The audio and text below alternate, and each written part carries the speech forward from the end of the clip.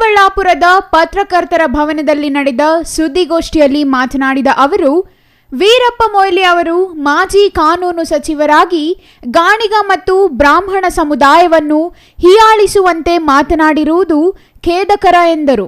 ಮೊಯ್ಲಿ ಅವರ ಈ ಹೇಳಿಕೆ ವಿಚಾರವಾಗಿ ಕಾನೂನು ತಜ್ಞರೊಂದಿಗೆ ಚರ್ಚೆ ಮಾಡಿ ಮಾನನಷ್ಟ ಮೊಕದ್ದಮೆ ಸಲ್ಲಿಸಲಿದ್ದು, ಮತ್ತೊಮ್ಮೆ ಇಂತಹ ಹೇಳಿಕೆ ನೀಡದಂತೆ ಕಾನೂನು ಹೋರಾಟ ಮಾಡುವುದಾಗಿ ರಘುನಾಥ್ ಹೇಳಿದರು. ಮಾಜಿ ಸಂಸದ ವೀರಪ್ಪ ಮೊಯ್ಲಿ ಅವರು ಪ್ರಧಾನಿ ನರೇಂದ್ರ ಮೋದಿ ಅವರ 11 ದಿನದ ಉಪವಾಸದ ಬಗ್ಗೆಯೂ ಟೀಕೆ ಮಾಡಿದ್ದು, ಅವರು ಉಪವಾಸ ಮಾಡಿರುವುದೇ ಅನುಮಾನ ಎಂದಿದ್ದಾರೆ. ಸನಾತನ ಧರ್ಮದಲ್ಲಿ ಯೋಗಿಗಳು, ಸಾಧುಗಳು 10, 100 ದಿನ ಉಪವಾಸ ಇರುವ ನಿದರ್ಶನಗಳಿದ್ದು, ಅದನ್ನು ಅರಿಯದ ಮೊಯ್ಲಿ ಅವರು ಇಂತಹ ಹೇಳಿಕೆ ನೀಡಿರುವುದು ವಿಪರ್ಯಾಸ ಎಂದರು. ಅವರು ಪಾಪ ಉಪವಾಸ ಮಾಡಿದ್ದಾರೆ ಅಂತೇಳಿ ಹೇಳ್ತಾರೆ. ಆದರೆ ನಾನು ಇವತ್ತು ಬೆಳಿಗ್ಗೆ ಡಾಕ್ಟರ್ ಹತ್ರ ವಾಕಿಂಗ್ ಮಾಡುವಾಗ ಒಬ್ಬ ಡಾಕ್ಟ್ರು ಬರ್ತಾರೆ ನಮ್ಮ ಜೊತೆ. ಅವರು ಹೇಳಿದರು, ಮನುಷ್ಯ ಬದುಕಲಿಕ್ಕೆ ಸಾಧ್ಯ ಇಲ್ಲ, ಹಾಗಾದರೆ ಬದುಕಿದರೆ ಏನು ಪವಾಡ. ಆದ್ದರಿಂದ ಎಷ್ಟರ ಮಟ್ಟಿಗೆ ಅದು ಆ ಉಪವಾಸ ಮಾಡಿದ್ದಾರೆ ಅದು ಡೌಟ್. ಸನ್ಮಾನ್ಯ ವೀರಪ್ಪ ಮೊಯ್ಲಿ ಅವರು ನಿನ್ನೆ ಒಂದು ಪ್ರೆಸ್ ಮೀಟಲ್ಲಿ ಹೇಳಿದರು, ನಿಜವಾದ ಬ್ರಾಹ್ಮಣರು ಮೋದಿಯವರಿಗೆ ರಾಮ ಮಂದಿರ ಒಳಗಡೆ ಬಿಟ್ಟಿದ್ದು ತಪ್ಪು. ಅಂದರೆ ನಿಜವಾದ ಬ್ರಾಹ್ಮಣ ಅಂದರೆ ಬ್ರಾಹ್ಮಣ ಸಮಾಜವನ್ನು ಅವಹೇಳನ ಮಾಡಿದ್ದಾರೆ.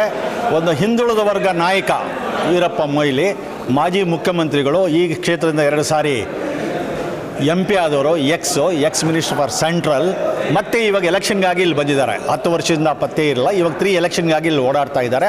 ಓಡಾಡಲಿ, ಅದ್ರ ಬಗ್ಗೆ ನಮ್ಮ ಸಮಸ್ಯೆ ಇಲ್ಲ. ಆದರೆ ಹಿಂದುಳಿದ ವರ್ಗ ನಾಯಕ ಇಡೀ ರಾಷ್ಟ್ರದಲ್ಲಿ ರಾಮ ರಾಮ ಜೈ ಶ್ರೀರಾಮ್ ಅಂತ ಹೇಳ್ತಾ ಇದ್ದಾಗ ಇವರು ಮೋದಿಯನ್ನು ಒಳಗಡೆ ಹೋಗಿ ಪ್ರತಿಷ್ಠಾಪನೆ ಮಾಡಿದ್ದು ತಪ್ಪು ಅಂತೇಳಿದ್ದಾರೆ. ಇದೊಂದು ಜಾತಿ ನಿಂದನೆಯ ಪ್ರಶ್ನೆ ಆಗಿದೆ. ಅದರಿಂದ ನಾವು ಕಾನೂನು ತಜ್ಞರ